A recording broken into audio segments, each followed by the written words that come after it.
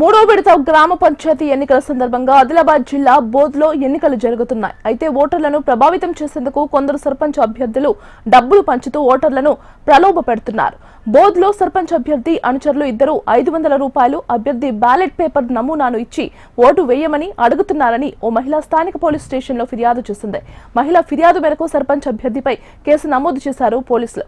Vote హక్కును నిర్భయంగా వినియోగించుకోవాలని, ఎవరైనా ప్రలోభాలకు పాల్పడితే కఠిన చర్యలు ఉంటాయని స్థానిక సిఐ గురుస్వామి హెచ్చరించారు. మా గ్రామము బోతు, జిల్లా ఆదిలాబాద్ మండల కేంద్రం టౌన్ నుంచి పోలీస్ స్టేషన్ నుంచి మాట్లాడుతున్నాను.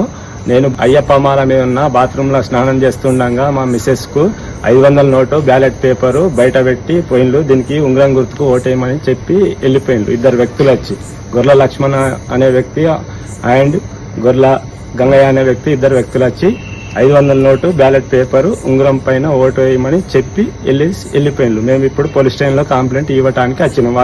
వాళ్ళ పైన తగిన చర్యలు తీసుకోమని చెప్పడానికి వచ్చినాం పోలీస్ స్టేషన్.